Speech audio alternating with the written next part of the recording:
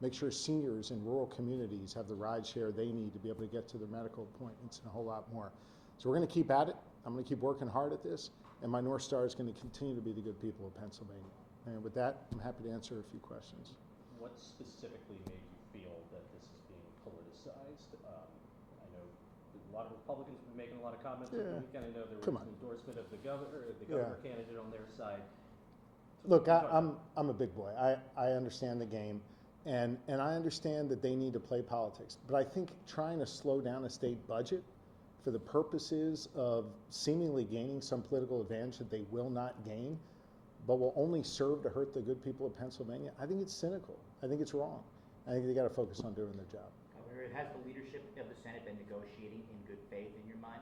Yeah, I've spoken to Leader Pittman nearly every day, if not multiple times a day, and I believe he is acting in good faith, and I'm going to continue to deal with him. I'll be on the phone with him again later today, and we're going to continue to work hard to bridge the differences. You know, I have been forced in this process to run back and forth between he and Leader Bradford, and I'm going to keep doing everything I can to bridge the differences between the two of them and to find a package that can pass the House and the Senate. I know you all have heard me say this a bunch of times, and I can see Dennis roll his eyes when I say it. I was the only governor, now I'm one of, I think, only two in the country with a divided legislature. And I say that as both a point of fact and a reality of the situation that we find ourselves in, that there are real differences between the parties, and there are real tugs on the parties in different directions. And it is hard to legislate when you have a divided legislature. But we have proven an ability to do that because we have found common ground around cutting taxes 6 times, around investing in the hiring of 2,000 more police officers, state troopers, and municipal, the funding put in place to be able to hire them.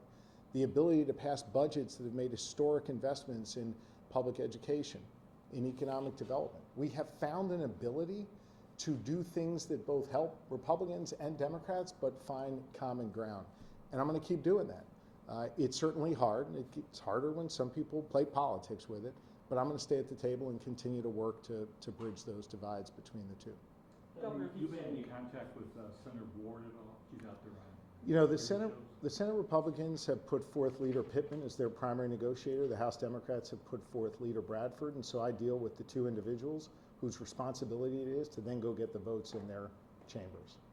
You keep talking in terms of you're trying to get the House Democrats and the Senate Republicans to agree, as if you're more of a referee than an active participant. I mean, you got an active role in this, right? I mean, I put my budget forth 202 days ago. I laid out what my priorities are. I've been very clear about those priorities. What I'm trying to do now is be able to find common ground between those two chambers to put together a package that can pass in both chambers. So what have you conceded on to help get this moving forward? Well, I'm not going to get into the specifics of our negotiations. I don't think that that is helpful.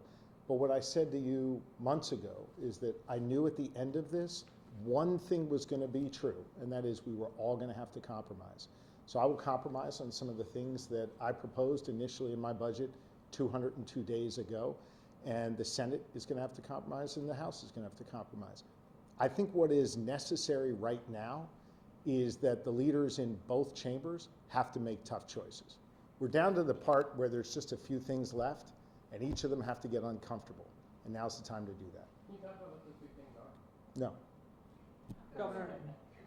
The Chamber of Greater Philadelphia said yesterday that they believe that there needs to be a temporary solution for SEPTA to reopen those bus routes that were eliminated yesterday and again today. I was wondering if you had any thought on their solution, which is to use the Senate's plan, the PTTF. We need to have long-term recurring funding for mass transit in each of our 67 counties. Each of our 67 counties. You're beginning to see the effect of inaction on mass transit in the city of Philadelphia today. Now, we're not done. We're going to keep working at this, and I'm going to keep working until I get something done on mass transit. I think utilizing the PTTF as part of a broader package is something that we can do, but it's got to be part of a broader package that focuses on recurring funding over a long period of time that funds mass transit in each of our 67 counties. I know you asked the question specifically about Philadelphia, but I think it's really important to note We have Pennsylvanians in each of our 67 counties that rely on mass transit. Sometimes in our rural communities, it could be a ride share for a senior citizen to be able to get to a medical appointment. Sometimes it's in one of our urban settings, say in Pittsburgh with PRT, and sometimes it's in the city of Philadelphia with SEPTA, or the region with SEPTA. It is important that we have a healthy, vibrant mass transit system in each of our 67 counties.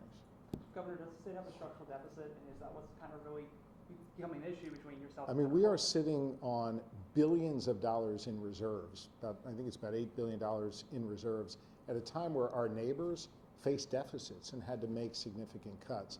Remember, in this budget, I'm not talking about raising taxes. In fact, I want to cut taxes. And I've talked about making critical investments in things like education, public safety, economic development, infrastructure. We have the ability to both cut taxes and make investments and continue to have billions of dollars in reserves. Governor, Senate Republicans mentioned that they don't really plan on moving forward with your marijuana proposal, and skill games even seems sort of at flux at the moment. Do you think everything that you've proposed in your budget is possible without those two revenue sources? Well, I'm not going to concede on any of those fronts, and I'm not going to get into the specifics of where we are in the negotiations.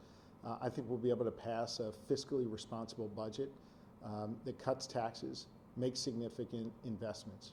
Have Senate Republicans given you a specific number that they want the general fund spend to be under? I mean, is there Yes. an actual goal line? Yes. What is that number? I'm not going to give you that number. How will you ensure a budget delay like this doesn't happen next year?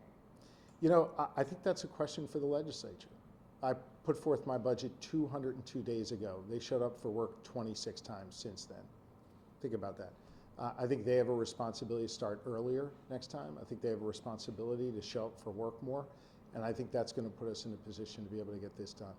Two more, Back guys. To go back to the PTTF, what has changed in your mind last week? It seems like that was not going to be a part of the solution, it was not workable. No, What has changed? Yeah, nothing's changed, and respectfully, I think if I gave you that impression last week or you interpreted it that way, the comment last week was just about the Senate utilizing only that and diverting a good chunk of it to roads and bridges. I am open to using some of the PTTF as a part of a broader package. I have been, and I know the leadership understands that. Do you think there need to be maybe some more teeth on I think people have floated ideas like lawmakers don't get paid until a budget gets passed if it goes overdue. There have been all sorts of stuff floated about this. Do you think there need to be any kind of measures in place to hold them accountable? I think there should be consequences for lawmakers failing to show up for work and doing their jobs. Yeah. One more, guys. What will it take? What do you think it's going to take for the finish line to finally get reached? An all-nighter with pizza or Are you buying? It's going to take this, staying at the table, being committed to an outcome that invests in education and mass transit, economic development, public safety, cutting taxes, doing so in a way that is fiscally responsible. I'm going to stay at the table. I'm going to keep working at this. Working in divided government is not easy. Working with these two particular chambers is not easy, but I'm confident we're going to find common ground. It's certainly taken longer than I'd like. I'm frustrated that they haven't come back to work to do their jobs and pass a budget, now 202 days after I introduced my budget. But that frustration isn't going to take me away from the table. I'm going to remain here. I'm going to remain constructive. I'm going to continue to do everything I can to bring the Senate Republicans together with the House Democrats and pass a package that invests in the good people of Pennsylvania.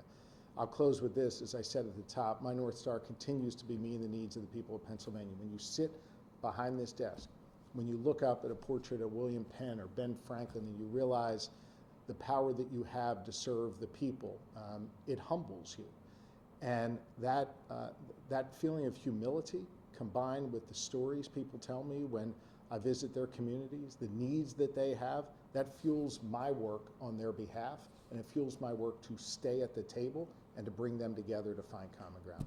Okay? Thanks, guys. Thank you all.